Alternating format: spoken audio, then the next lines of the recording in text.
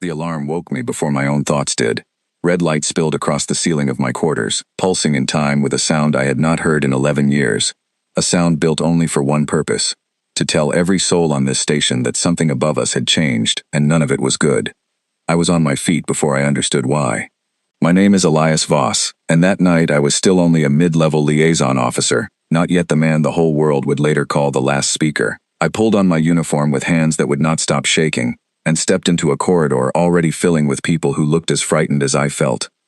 Grace Whitmore was waiting outside my door, her tablet pressed against her chest like a shield. She had been my closest friend since our training years, sharp-eyed, quick-tongued, the kind of person who never wasted a word. "They moved a fleet into our system 3 hours ago," she said, walking fast enough that I had to hurry to keep pace. 12 ships, council make, sitting just past our outer marker, not answering hails. "Why now?" I asked. "We have followed every quarantine rule for 2 decades. Because 2 decades was apparently the trial period," she said, "and somebody up there decided we failed it." We reached the command deck to find it already crowded, screens glowing with tactical feeds none of us had ever needed before. 12 alien vessels hung in the dark beyond our defense line, patient, silent, arranged in a formation that any cadet could recognize as a blockade. Not an invasion, not yet. A door being closed before it was slammed shut for good. Director Ashford stood at the center of it all, a tall man with gray hair and the calm voice of someone who had spent his whole career learning how to sound steady when nothing around him was. He turned when he saw me. "Voss. Good. I need you." "For what?" I asked, though some part of me already suspected the answer and did not want it confirmed. "A transmission came through the checkpoint relay an hour ago," he said. "Council High Formal. It says the 900 chairs have called an emergency session. Subject, the continued existence of the human quarantine agreement." He paused, and in that pause I heard 11 years of dread finally arriving at its destination. They are debating whether to end it by ending us. The room went quiet enough that I could hear the station's air recyclers humming behind the walls. "That is not a debate," Grace said. "That is a sentence waiting for a signature." "Which is why we are not going to sit here and wait for it," Ashford said. He looked directly at me, and I understood, before he said another word, exactly what he intended to ask. "Every species in that chamber is granted 1 seat when a matter concerns their survival. 1 voice. We have never used ours. I need someone to go and use it now, tonight, before that fleet decides waiting has gone on long enough." "Me," I said, and it did not come out as a question so much as a plain refusal to believe it. "You speak 4 council dialects fluently. You have studied their law longer than anyone on this station, and you are the only person I trust to walk into that chamber and not lose their nerve in front of 800 watching worlds." I wanted to argue. I wanted to tell him he had the wrong man, that somewhere on this station there was someone braver, someone who had not spent the last hour convincing his own hands to stop trembling. But the fleet outside our window did not care about my doubts, and neither, I suspected, would the vote waiting for us on the other side of the galaxy. "When do I leave?" I asked instead. "Within the hour," Ashford said. "A retrieval ship is already inbound to collect you. Council protocol. You travel alone, unarmed, under their escort the whole way." "Alone," Grace repeated, and for the first time that night her sharp composure cracked just slightly. "Elias, if this goes wrong, there will be no one there to carry word back." "Then it cannot go wrong," I said, though I had no idea yet how true, or how strange, that sentence would turn out to be. They gave me 20 minutes to gather what little I was permitted to bring: a single coat, a data slate loaded with nothing more suspicious than family photographs, and 1 audio file whose purpose even I did not fully understand yet, because the file itself had been prepared years earlier, by people far above my rank, sealed and waiting for a night exactly like this one. I found my sister Laura at the transport bay before I left, having heard the alarms and come running in her nightclothes with our father's old coat thrown over her shoulders. She did not cry. She has never been someone who cries in front of people, even the people she loves most. "You are going to talk to the ones who put a fence around our whole planet," she said, not quite a question. "I am going to try to talk them out of tearing the fence down and everything behind it with it," I said. "And if talking does not work?" I did not have an answer for her that night. I only had a coat, a data slate, and a countdown that had already started somewhere far above our heads, in a chamber I had never seen, among faces that had already decided, long before I arrived, exactly what kind of species they believed us to be. The retrieval ship was called the Adjudicator's Reach, and it slid into our system without warning, sleek and silver and utterly silent, the way only Council engineering ever managed to be. A boarding tunnel extended from its hull to our station's outer ring, and I walked through it with Grace's last words following me the whole way. "Come home, Elias," she had said. "Whatever happens up there, come home." I stepped aboard not knowing if that would be a promise I could keep, only that somewhere behind me, an entire planet was holding its breath, waiting to learn whether the next voice to speak for humanity would be mine, or whether there would be no voice left to speak at all. The captain of the Adjudicator's Reach met me just inside the airlock. He was a Thren, bronze-skinned, sharp-featured, with eyes that moved over me the way a merchant's eyes move over goods he has already decided are worthless. His name, the display beside the hatch told me, was Kavash. Elias Voss, he said, testing the syllables. The human they are sending to argue for a species that has already been measured, and found wanting. I have not argued yet, I said. Perhaps wait until I do before deciding how it ends. Something flickered behind his eyes, not quite respect, not yet, but curiosity. And in the long journey ahead of us, curiosity would prove far more valuable to me than sympathy ever could have been. Behind us, through the small viewport near the airlock, I watched my home fall away into the dark, one bright point among billions, guarded now by 12 ships that had come not to protect it, but to make certain nothing inside it escaped before a verdict was reached. I did not know yet what waited at the end of this journey. I did not know that the file resting quietly on my data slate held more power than every warship humanity had ever built. I only knew that somewhere ahead of me, 900 voices were preparing to decide whether my species deserved to keep existing, and I had exactly one voice with which to answer them. The engines of the Adjudicator's Reach came alive beneath my feet, and the ship turned away from Earth, carrying me toward a chamber where, in a matter of days, everything either would be saved or would be lost, and there would be no version of events where nothing at all had changed. The corridor lights dimmed to a resting glow as the ship broke away from our system's edge, and for the first time since the alarms had woken me, I found myself alone with nothing but the hum of engines and the terrible size of what waited ahead. Kavash had left me at the observation lounge with a simple instruction: rest if I could, because the journey to Threndal Prime was not short, and a tired voice, he warned, rarely persuades anyone of anything. I did not rest.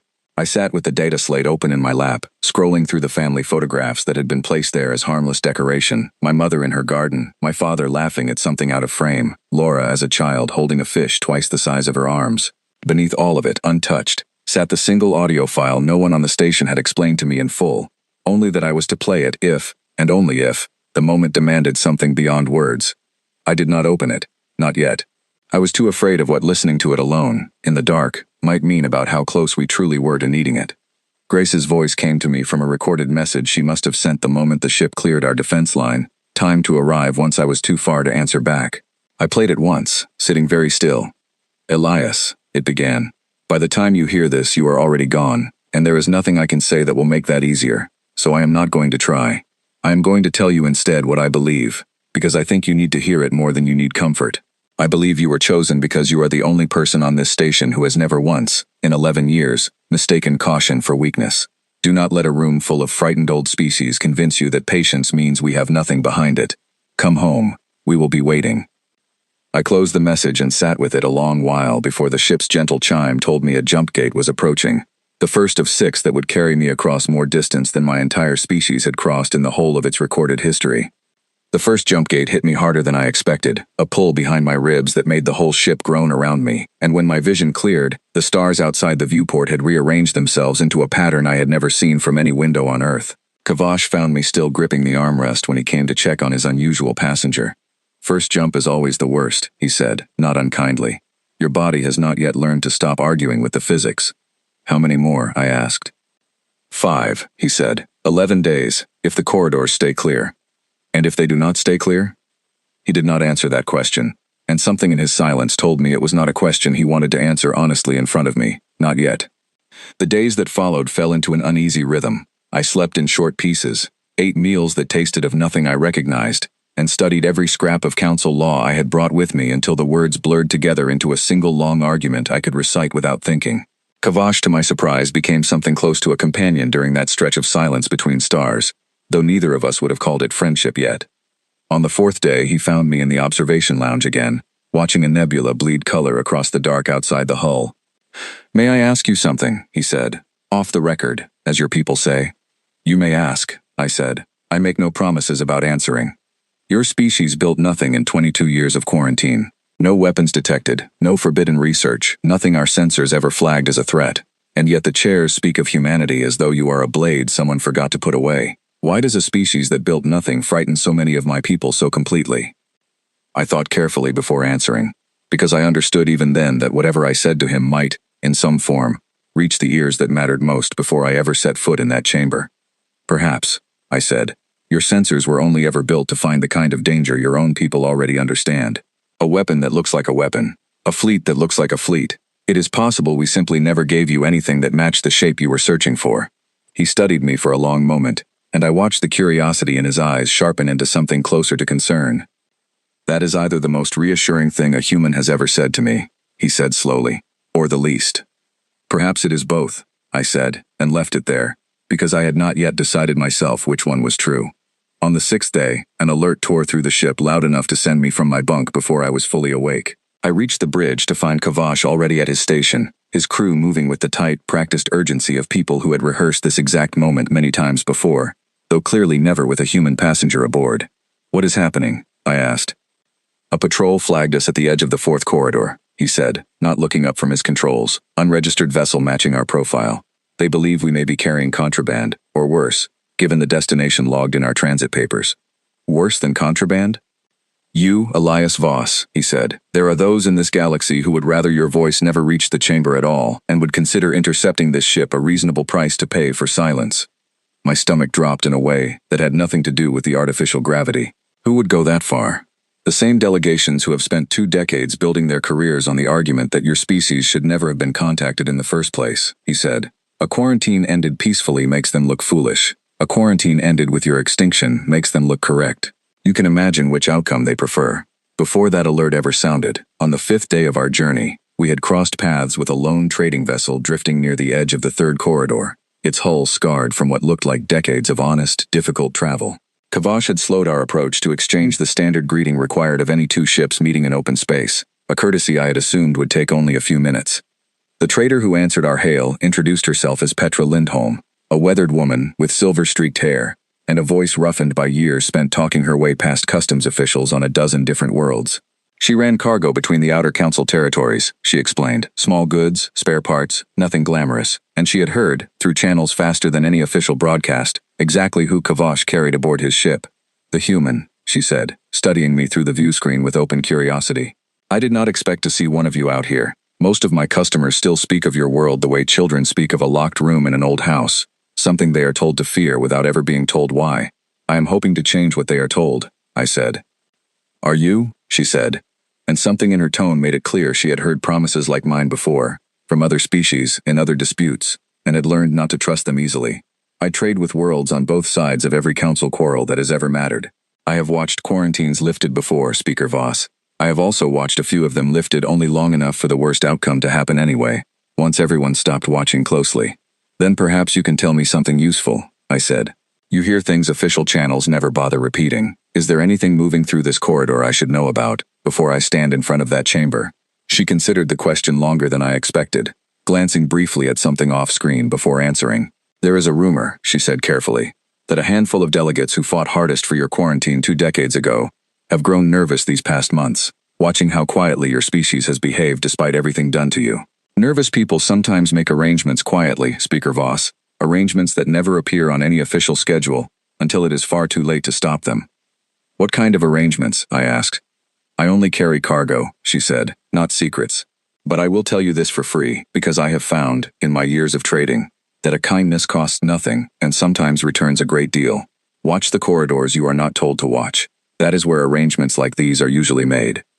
She signed off soon after, her ship drifting away into the dark, and Kavash watched her go with an expression I could not quite read.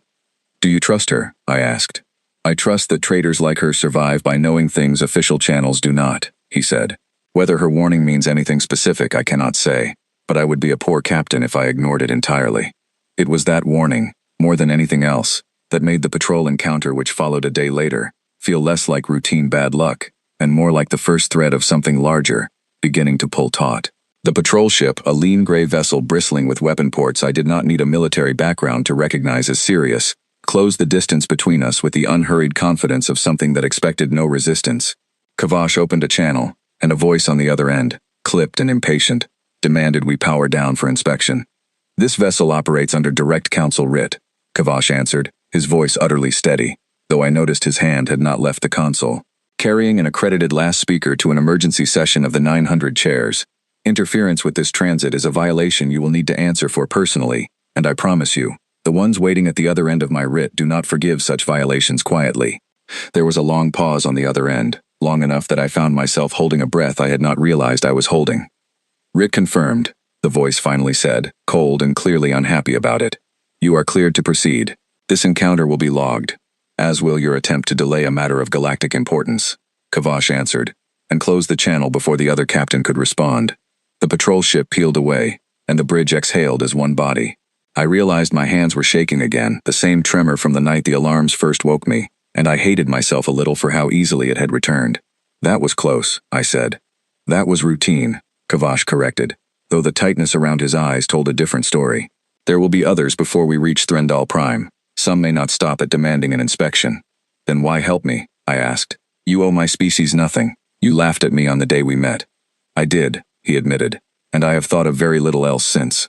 A species that built a hidden network across an entire star system without a single sensor in this galaxy detecting it is not a species I intend to be on the wrong side of, Speaker Voss. I would rather be the captain who delivered you safely than the captain remembered for delivering you to your death." It was the first time anyone outside my own government had spoken the word network aloud in my presence, and it landed heavier than I expected, a reminder that whatever waited folded quietly inside my data slate. Others across the galaxy had already begun to suspect its shape, even if none of them yet understood its true size. We crossed the remaining jump gates without further incident, though every quiet stretch of travel now felt loaded with a tension that had not existed before the patrol encounter. I spent those final days rehearsing not just arguments of law, but the plain, simple truths I intended to speak if law alone proved insufficient. Because somewhere in the back of my mind, I had already begun to suspect that no amount of careful legal language would be enough to change 900 minds that had already decided what they believed about my species. On the 10th day, Threndal Prime appeared in the viewport as a point of light indistinguishable from any other star, and by the 11th, it had grown into a planet wrapped in 3 shining rings of habitat stations, more populated than every world humanity had ever touched combined. Kavash stood beside me as we made our final approach, watching the same view I watched. "Do you understand what is being decided today, Speaker?" he asked, echoing almost exactly the question he had asked me on the first day we met, though his voice now carried none of the amusement it had held then. "I do," I said. "My species' survival." "No," he said quietly, surprising me. "I think by now, it is something larger than that. I think it is whether a galaxy built on 900 old certainties is prepared to admit one of those certainties might finally be wrong."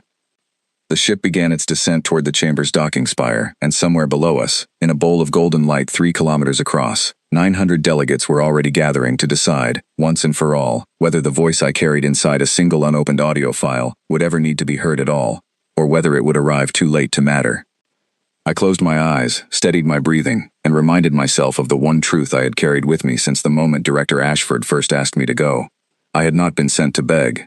I had been sent to speak, plainly, honestly, and without apology, for a species that had spent 22 years being underestimated by almost everyone who had ever bothered to look at us at all. The ship touched down, the hatch began to open, and somewhere far above the chamber, unseen by any delegate waiting inside it, the fleet still circling my homeworld continued its patient, silent countdown, waiting to learn whether the man stepping out onto that landing spire would return to tell them the quarantine was finally over, or whether he would never return at all. The chamber of the 900 was nothing like the images I had studied for years in briefing rooms back home. Those images had shown me scale, a bowl of golden light 3 kilometers wide, tiers of seating rising toward a ceiling lost in haze, but no image had prepared me for what it felt like to stand at the center of it, one small figure on a dais built for judgment, with 900 pairs of eyes, some familiar in shape, many utterly alien, all turned toward me at once. An escort had walked me from the landing spire through a corridor lined with guards from a dozen species, none of whom spoke to me, all of whom watched me the way you watch something you have already decided is dangerous, waiting only for confirmation. Kavash had stopped at the chamber's outer doors, unable to accompany me further. "This is as far as council protocol allows," he said. "Whatever happens beyond these doors, Speaker Voss, you face alone." "I understand," I said, though understanding it and feeling ready for it were two very different things. "For what it is worth," he added, "I hope your species proves me wrong about everything I believed the day we met." I stepped through the doors before I could think of a proper response, and the sound of 900 conversations dropped to nothing the moment my presence registered across the chamber. A single dais waited at the center, reachable by a long walkway suspended over open air, and I made that walk with my coat, my data slate, and 11 words rehearsed so many times they no longer felt like language at all, only breath. At the head of the chamber, on a raised platform separate from the rest, sat Thal Oreson, Speaker of the 900, an ancient Vectar administrator whose position predated every treaty humanity had ever signed with this galaxy. Age had thinned her frame but had done nothing to soften the sharpness in her gaze as she watched me approach. "Humanity's last speaker," she said, her voice carried effortlessly to every corner of the chamber by systems I could not see. "You requested this audience. Speak and be heard, for what this council has already determined will be the final time such an audience is granted." The words "final time" landed exactly as heavily as I had feared they would, a public confirmation that whatever vote had brought me here, it was not one built with patience for a second hearing. I looked up at the tiers surrounding me, rows upon rows of faces from 841 species, and understood, in that moment, that the version of this speech I had rehearsed for months, full of careful legal arguments about proportionality and sovereignty, was the wrong speech for this room. A room that had already decided what it believed about my species would not be moved by careful language. It required something else entirely. "Before I speak," I said, "I ask permission to present a recording. It will take 4 minutes. I ask that the chamber allow it to play in full, without interruption." A murmur rippled through the tiers, and I watched several delegates lean toward one another, exchanging glances that ranged from curious to openly hostile. Thal Oreson studied me a long moment before responding. "4 minutes," she said, "no more."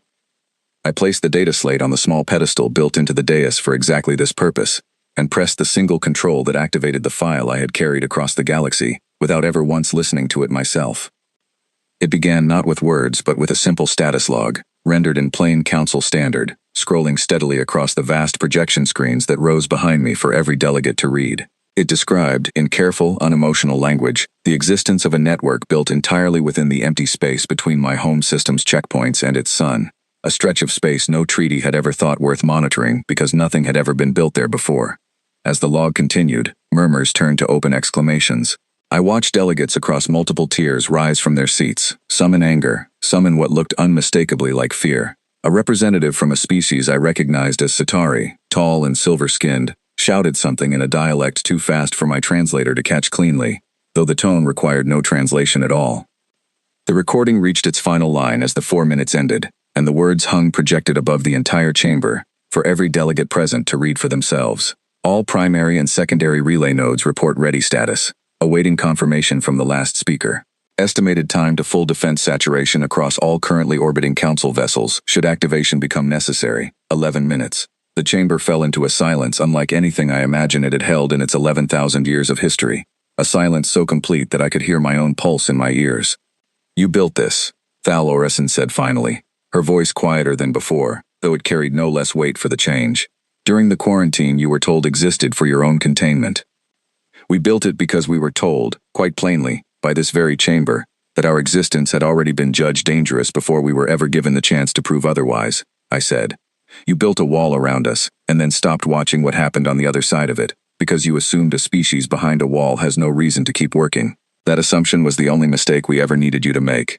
A delegate near the front tier, a broad-shouldered Thren elder wearing the formal markings of a war council seat, rose to his feet. "This is a confession of aggression," he said, his voice booming through the chamber. "You stand before this council and admit to building weapons in direct violation of quarantine terms."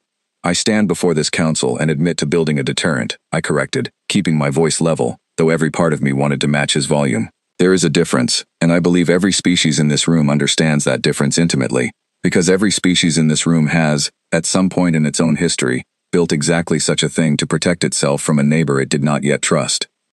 "A deterrent implies restraint," Thal Oreson said. "What you have described implies the capacity to end every council fleet currently deployed across this galaxy, simultaneously, without warning." "It implies the capacity," I agreed, "not the intention.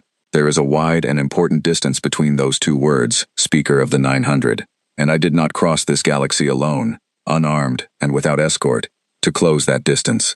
I crossed it to ask this chamber, plainly and honestly, why a species that has never once used force against you is being measured today by its capacity for force rather than its record of restraint." For a long moment no one answered. I watched the tiers, watched delegates who had entered this chamber that day expecting a short, formal proceeding ending in a vote already decided, now visibly recalculating everything they believed they understood about the small, quarantined species they had come to judge. A younger delegate from a species called the Orindel, whom I recognized from years of study as historically cautious, almost neutral in most council disputes, rose slowly from her seat. Her voice, when it came, was steady, thoughtful, entirely without the anger that had colored the Thren elder's outburst. "Speaker Voss," she said, "if what you describe is true, why reveal it at all? A hidden deterrent loses much of its value the moment its existence becomes known. Why not simply allow this council to vote in ignorance, and activate your network only if the vote went against you?" It was, I realized, the single most important question anyone in that chamber could have asked, and I was grateful someone finally had. Because a deterrent used in silence, after the fact, ends in destruction on both sides, I said. And I did not travel here hoping for destruction on either side, delegate. I traveled here hoping this council might choose, with full and complete information, to end a quarantine that has already outlived any justification it may once have had, and to admit a species into this galaxy as an equal rather than a prisoner. Silence would have given you a vote made in ignorance. I preferred to give you a vote made with the truth in front of you, however uncomfortable that truth might be. Murmurs spread again through the tiers, quieter this time, more contemplative than outraged. Thal Oressen let the sound settle before speaking again. "You understand," she said, "that revealing this network changes nothing about the fear that led this council to consider ending the quarantine so severely in the first place. If anything, Speaker Voss, you have just confirmed the very danger this chamber gathered today to address." "I have confirmed a capability," I said, "not a threat. Every species in this chamber holds capabilities its neighbors would find frightening if fully understood. What separates a threat from a capability is intention, and my intention, stated here plainly before 841 species, is this. Humanity does not wish to harm this council, or any world represented within it. Humanity wishes only to no longer be judged, quarantined, or condemned, for the crime of surviving quietly, while the rest of this galaxy assumed silence meant weakness." The broad-shouldered Thren elder who had first accused me of confessing aggression remained standing, his expression unreadable. "And if this council chooses, despite your words, to proceed with the original vote," he said, "if we choose, here and now, to authorize the fleet already stationed at your system's edge, to end the quarantine permanently. What then, Speaker Voss?" I let the question hang a moment before answering, because I wanted every delegate in that chamber to understand that what I said next was not a threat delivered in anger, but a plain accounting of consequence, spoken as calmly as I could manage. "Then this chamber will learn, within 11 minutes of that fleet receiving its order, exactly how thoroughly a species can prepare for a judgment it was warned, for 22 years, might one day be handed down against it," I said. "I take no pleasure in saying that. I would infinitely prefer this council choose differently, but I did not come here to lie to you about what happens if you do not." Before Thal Oressen could speak again, another delegate rose from the upper tiers, an elderly figure from a species called the Miran, small and quiet, rarely heard from in any session I had studied during my years of preparation. His voice, when it came, was soft, but the chamber quieted instantly to hear it, the particular respect reserved for someone who speaks only when they believe it truly matters. "I have sat in this chamber for longer than most delegates here have been alive," he said. "I remember the day this council voted to quarantine the human system. I remember the fear in that room, fear that felt entirely justified at the time, based on the destruction of 3 of our own vessels. I did not vote against that quarantine, because I believed, as many of us did, that caution was the only responsible choice available to us." He paused, and the chamber waited, no one daring to interrupt him. "I find myself now wondering," he continued, "whether the true failure in this matter was never the human species at all, but this council's own unwillingness to revisit a fear once it had been acted upon. We built a wall and called it wisdom, and then we stopped asking whether the wisdom still applied. Speaker Voss did not come here today to threaten this chamber. He came here to remind us that walls left unexamined for 22 years tend to hide more than they reveal, on both sides of the stone." A ripple of quiet agreement moved through several tiers, though the broad-shouldered Thren elder remained rigid, his expression unmoved by the old Miran's words. "Sentiment does not undo a demonstrated capability for destruction," the Thren elder said sharply. "This chamber cannot govern 841 species by nostalgia for the caution we once showed, a species that has now proven our caution was, if anything, too generous. Or precisely generous enough," the Miran delegate answered calmly, "to prevent the very outcome you now fear, Elder. A species pushed further into a corner it did not deserve to occupy might have chosen a very different 4 minutes to show us today." Thal Oressen allowed the exchange to run its course before raising a hand for order, and the chamber settled once more into the tense, waiting silence that had defined nearly every minute since I had first stepped onto that dais. She studied me for a long moment, her ancient eyes unreadable, and then turned to address the full chamber, her voice carrying the particular weight of someone who understood that whatever she said next would be remembered for as long as this council itself continued to exist. "This chamber will recess for deliberation," she announced. "A vote will follow. Speaker Voss will remain present for its outcome." The chamber erupted into overlapping voices the moment the recess was announced, delegates turning to one another, some already arguing, others simply staring at me with expressions I could not fully read across so many unfamiliar faces. I stood alone on the dais, my coat, my data slate, and 11 minutes of consequence resting quietly behind me, and understood that the hardest part of this journey, the part I had rehearsed for months without ever truly believing I would survive to see it, had only just begun. The recess stretched on for nearly 3 hours, though inside the chamber, time seemed to move differently, thick and slow. Every minute waited with the knowledge that somewhere far beyond these walls, a fleet still circled my homeworld waiting for a single order that could end everything I loved before I ever had the chance to return to it. I was not permitted to leave the dais. Guards from 3 different species stood at careful distances around me, not quite hostile, not quite protective, simply present, as though no one yet knew which role they might be called upon to play, depending on how the vote concluded. I sat with my coat gathered around me and watched the tiers above, where delegates moved between clusters, arguing in dialects my translator caught only in fragments. Phrases like unprecedented capability and cannot be allowed to stand, and if this is true of one species drifting down to me like smoke. It was during that long recess that I finally understood something Kavash had tried gently to warn me of during our journey. This vote was never only about my species. It was about every species in this chamber who had ever quietly built something behind closed doors, and hoped no one would ever ask what it was for. My revelation had not simply changed the terms of humanity's judgment. It had reminded 841 other worlds of a fear they had spent centuries trying to forget they carried about one another. Halfway through that long recess, something happened that no official record of the day would later fully explain. I had stepped toward the edge of the dais, stretching muscles gone stiff from standing so long under such pressure, when one of the guards positioned nearest me shifted his stance in a way that felt, immediately, wrong. He was Thren, tall, armored, and until that moment utterly still, and now his hand moved toward a small device clipped at his belt with a speed no routine posture required. I do not know, even now, what instinct made me step back rather than forward, but the movement likely saved me from whatever that device was built to do. A second guard, this one Sitari, silver-skinned and quick-eyed, seized the first guard's wrist before the device could clear its clip, and the two of them fell into a brief, violent struggle that ended only when 3 more guards converged to restrain the one who had moved against me.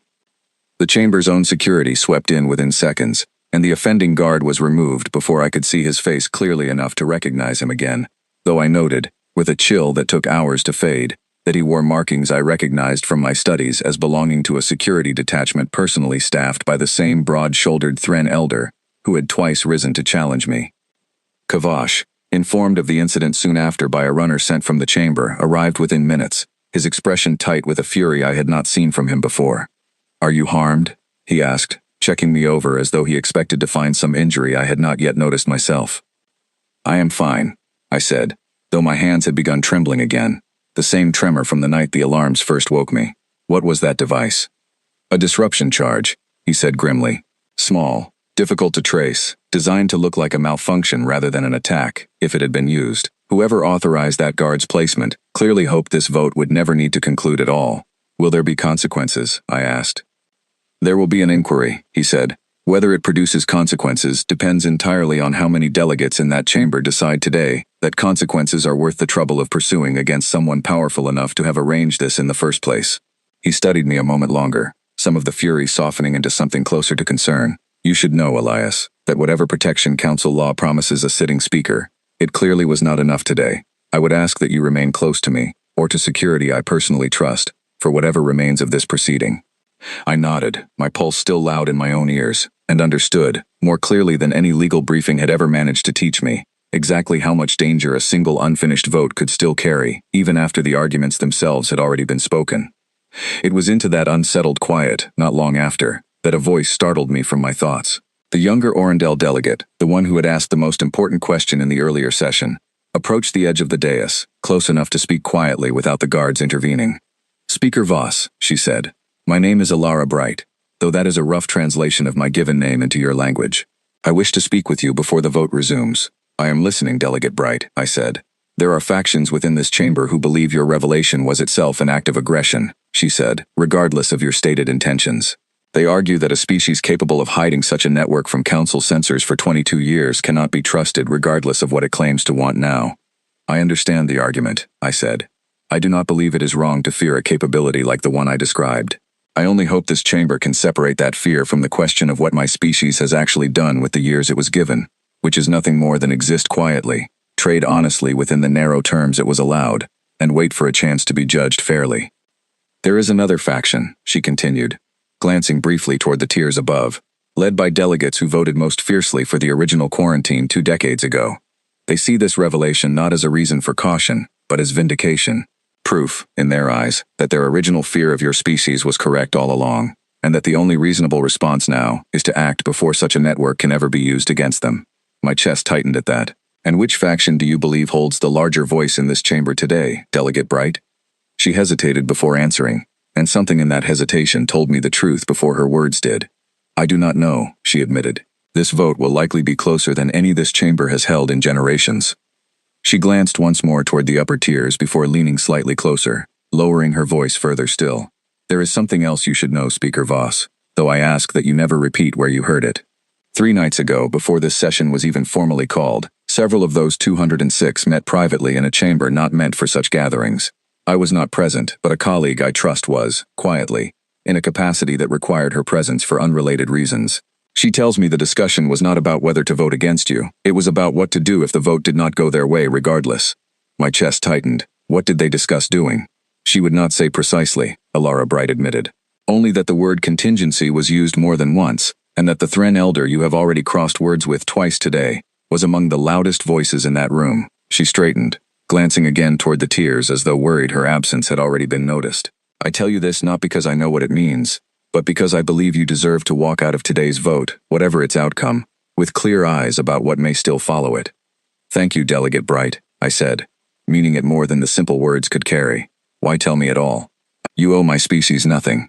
Perhaps not, she said, but my own world spent 3 centuries as a minor territory under a larger neighbor's quiet control, before this very council finally recognized us as equals. I remember what it felt like to be judged by capability, rather than conduct. I would not wish that feeling on any species, human or otherwise, if I had the chance to prevent it. She left before I could respond further, called back to her tier by a colleague, and I sat alone again with the weight of her words settling over me, like the recycled air of the adjudicator's reach had settled over me, during those long, uncertain days of travel. When the recess finally ended, Thal Orson returned to her platform, and the chamber quieted with a speed that told me every delegate present understood exactly how much rested on what came next. This council has deliberated, she announced. A vote will now be taken on 2 matters, separately and in sequence. First, whether to authorize immediate action against the human home system, in light of the revelation presented before this chamber today. Second, should the first matter fail to pass, whether to formally end the quarantine agreement and grant humanity provisional standing among this council's member worlds. The voting mechanism activated across the chamber, small lights blooming above each delegate's seat, one color for support, another for opposition. A system I had studied in briefings but never expected to watch decide my species' future in real time. The first matter, the vote to authorize action against my home world, began, and I forced myself to watch the lights bloom across the tiers rather than look away, because I owed it to everyone waiting back home to witness this moment fully, whatever it revealed. Lights bloomed red, and lights bloomed a pale gold that I understood, from months of study, indicated opposition. The tally rose steadily on both sides, and I found myself counting under my breath, a habit I could not stop even knowing the final number would be displayed clearly the moment the vote concluded. The broad-shouldered Thren Elder who had accused me of confessing aggression voted red, without hesitation, his expression carved from stone. Several delegates near him followed his lead, a block I recognized from my studies as historically aligned with the original quarantine decision 2 decades earlier. But across other tiers, gold lights bloomed as well, more than I had allowed myself to hope for. Delegate Bright's seat lit gold. Several delegations from smaller, less powerful worlds, species who had themselves once feared being judged too quickly by more powerful neighbors, lit gold in numbers that steadily narrowed the gap. The final tally displayed above the chamber, and I read it twice before allowing myself to believe it. 206 red, 694 gold. The chamber remained silent as the numbers settled, and Thal Orison's voice, when it came, carried something I had not heard from her before. A note that might have been relief, though I could not be certain across the distance of our 2 very different species. The motion to authorize action against the human home system fails, she said. This chamber will proceed to the second matter. I allowed myself exactly one breath of relief before the weight of the second vote settled over me just as heavily as the first. The lights above each seat reset, and the tally for the quarantine's end began. This vote moved differently than the first, slower, more considered, delegates pausing before committing their choice in a way that told me this decision, unlike the first, was not one made from fear, but from genuine deliberation about what kind of galaxy they wished to build going forward. Gold lights bloomed steadily, a clear majority forming even before the final tally completed, though a stubborn cluster of red remained, the same 206 delegates, I realized with a slow chill, who had voted for my species' destruction only minutes earlier, now voting just as firmly against our admission as equals. The final number displayed, 694 gold, 206 red. The motion passes, Thal Orison announced. The quarantine agreement governing the human home system is hereby ended, effective immediately. Humanity is granted provisional standing among this council's member worlds, subject to further formal proceedings to be scheduled in the coming cycle.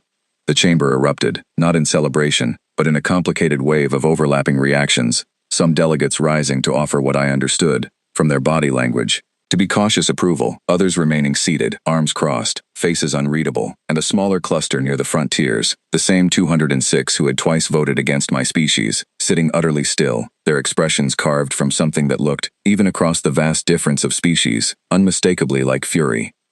I found Kavash waiting for me just beyond the chamber's outer doors once the session formally adjourned, his expression somewhere between relief and disbelief.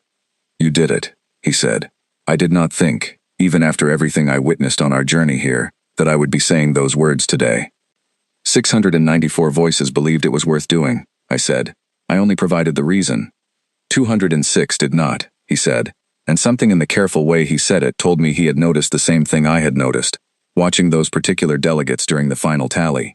"Elias, I have served this council long enough to recognize when a defeat has been accepted, and when it has only been postponed. Those 206 did not look to me like people who intend to simply go home and accept today's outcome quietly. I thought of Grace's voice, recorded and waiting in my data slate, telling me to come home whatever happened. I thought of Laura standing at the transport bay in our father's old coat, refusing to cry. I thought of the fleet still circling my home system, and wondered, for the first time since stepping off the adjudicator's reach, whether the true danger of this entire journey had not yet even begun. "What happens now?" I asked. "Now," Kavash said, glancing back toward the chamber doors, where the 206 delegates were filing out in tight, quiet clusters, speaking among themselves in low voices. "I believe we should return you to your ship as quickly as this council's protocol will allow, Speaker Voss. And I believe, very strongly, that we should not wait for the formal proceedings Thal Orison mentioned before doing so." We moved through the chamber's outer corridors faster than protocol strictly allowed, Kavash cutting through checkpoints with the authority of his writ, myself following close behind. My coat gathered tight around me, and my data slate held against my chest like something fragile that had already proven, twice now, to be anything but. "Explain to me what you fear exactly," I said, struggling to match his pace. 206 delegates just watched a species they spent 22 years dismissing walk into this chamber and change the terms of a vote they believed was already decided, he said. "Pride does not simply accept a defeat like that, Elias. It looks for another way to reach the same outcome." "The vote is finished," I said. "The quarantine is over. What outcome is left for them to reach?" "Your death," he said plainly, not slowing his pace. "Or your homeworlds, before the formal proceedings can make today's decision permanent and irreversible. A vote can be overturned, if the party it protects no longer exists, to claim its protection." The thought landed like ice water. I had spent months rehearsing arguments of law and days crossing the galaxy rehearsing arguments of survival. And it had never once occurred to me that surviving the chamber itself might not be the same as surviving the days that followed it. We reached the landing spire to find the adjudicator's reach exactly where we had left it, and Kavash wasted no time ushering me aboard, barking orders to his crew before the hatch had even fully sealed behind us. "Set course for the human system," he said. "Fastest corridor available, regardless of fuel cost."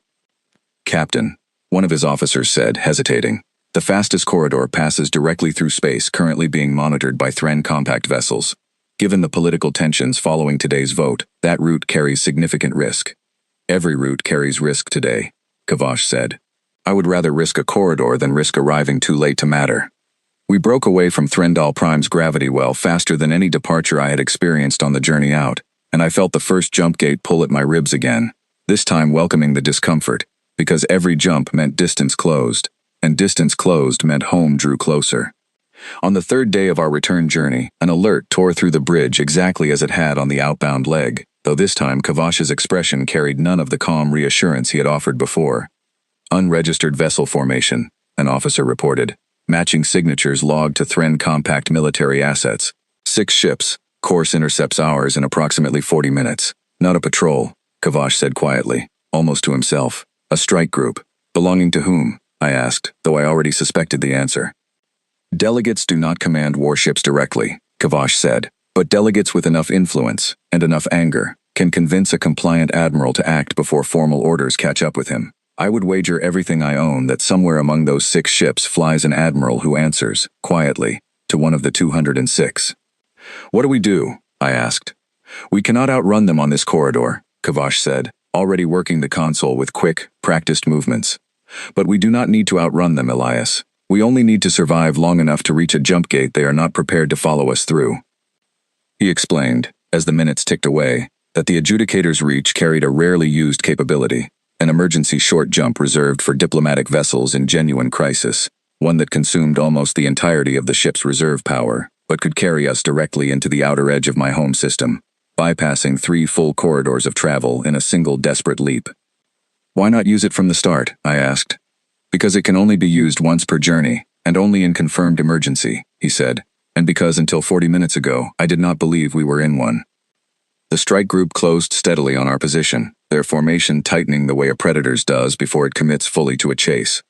Kavash's crew worked in tense, coordinated silence, charging the emergency jump systems while simultaneously routing every available scrap of power away from anything not essential to our survival. 20 minutes to intercept, an officer reported.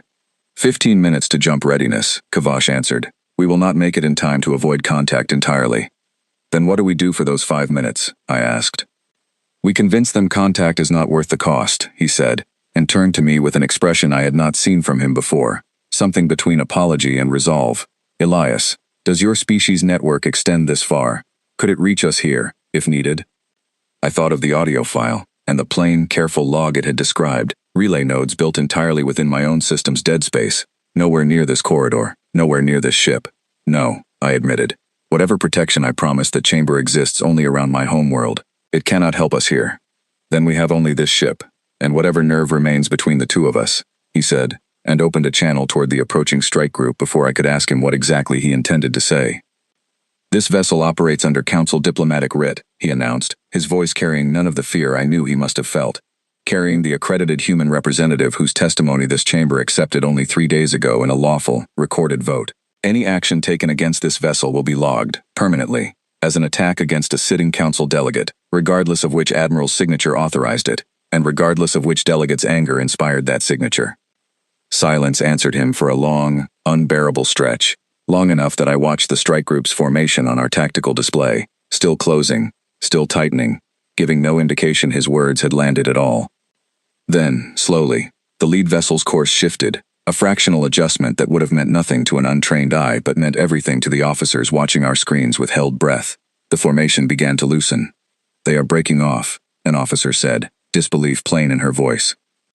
For now, Kavash said, though relief had finally crept into his tone as well.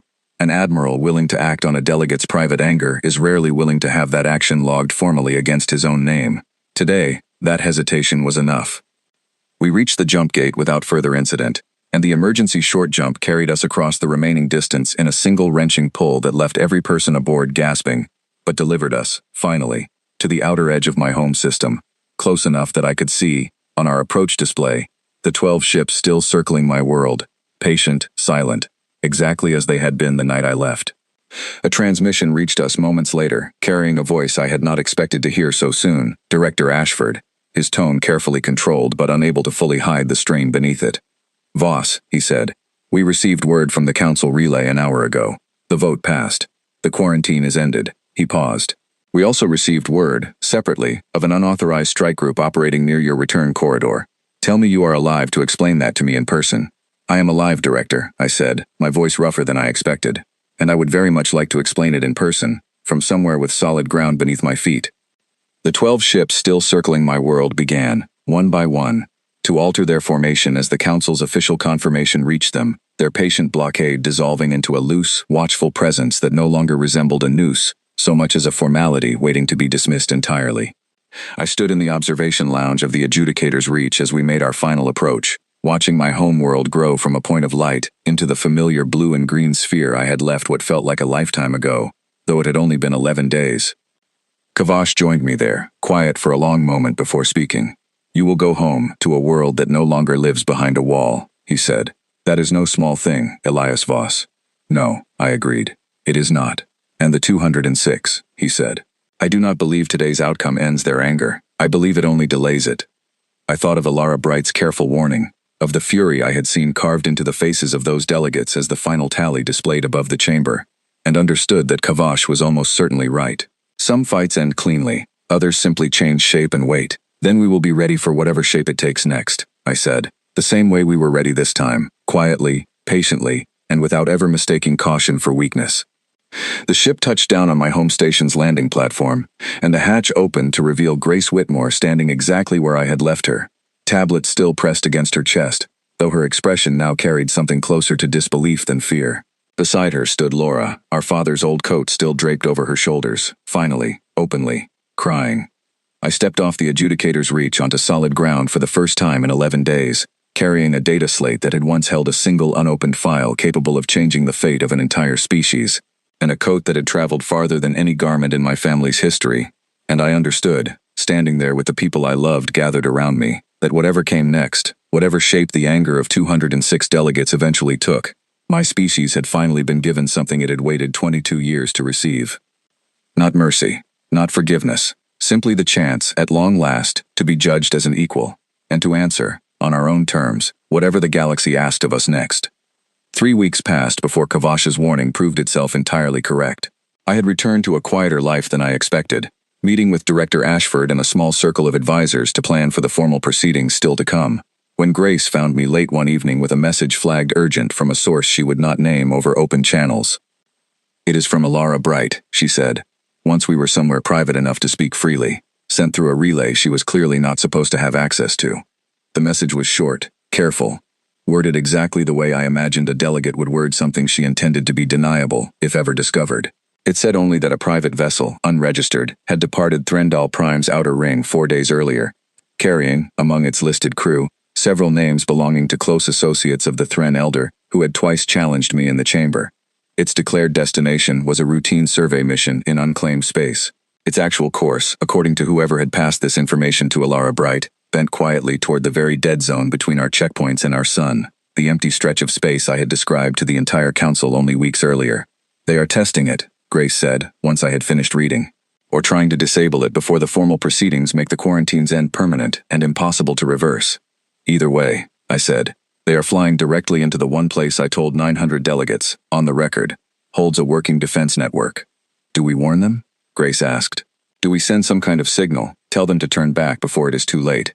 I thought of Alara Bright's quiet warning in the chamber, of the word contingency spoken in a private room 3 nights before the vote, of a species that had spent 22 years being told its existence was already a crime waiting to be punished. I thought too of the plain, careful log that had scrolled across 900 screens describing exactly what waited in that dead space, offered honestly, in full view, to any delegate willing to listen. "We already warned them," I said quietly, "in the chamber, in front of every world that matters, in words translated into every dialect this council uses. They chose not to listen then. I do not believe a private signal now would change a decision they already made in that private room 3 nights before the vote." The unregistered vessel entered the dead zone 2 days later, according to the last confirmed sensor reading any outside source ever recorded of its position. It did not reappear on any tracking system afterward, not at its declared survey coordinates, not at any checkpoint along its return route, not anywhere across the wide, quiet stretch of space it had chosen to cross so carefully and so secretly. The council opened a formal inquiry within the month, as protocol required whenever a registered vessel failed to report at its scheduled intervals. I was called to testify, along with representatives from 3 other species who had tracked portions of the ship's early course, before it slipped into the unmonitored dead zone. I answered every question honestly. I confirmed, plainly and without embellishment, exactly what I had already told the full chamber weeks earlier, that the dead zone contained a defense network built to activate only in response to a confirmed hostile action against my home system, and that no order had ever been given, by me or by anyone in my government, to activate it against any vessel, registered or otherwise. The inquiry concluded after many long sessions that the vessel's fate could not be determined with certainty, and that its listed survey mission had, according to council records, never been formally authorized in the first place, a fact that closed most of the remaining questions before they could be asked too loudly. Thalorison never spoke of it directly in my presence, though I noticed, in the months that followed, that the 206 seats which had voted so fiercely against my species now sat, in several cases, occupied by new faces entirely, quieter delegates sent to replace elders and representatives whose own governments had grown uneasy about exactly what their predecessors had attempted, and exactly why they had never returned home to explain it. Kavash visited my home world once, nearly a year later, no longer a council captain assigned to ferry frightened diplomats across the galaxy, but simply a friend, curious to see the place that had so thoroughly rearranged his understanding of what a quiet species might be capable of, when finally given the chance to speak for itself. We stood together on the same landing platform where Grace and Laura had once waited for my return, watching a sky no longer patrolled by a blockade, no longer sealed behind a wall built from someone else's fear. "Do you regret any of it?" he asked. "The revelation, the vote, everything that followed." I thought of the 206 who had chosen contingency over acceptance, and of the vessel that had entered a quiet stretch of space, and never come home to explain why. "I regret that it was necessary," I said. "I do not regret that we were finally heard." He nodded, and together we watched the sky, no longer waiting for permission to exist within it, simply living beneath it, the way any equal species should have been allowed to all along.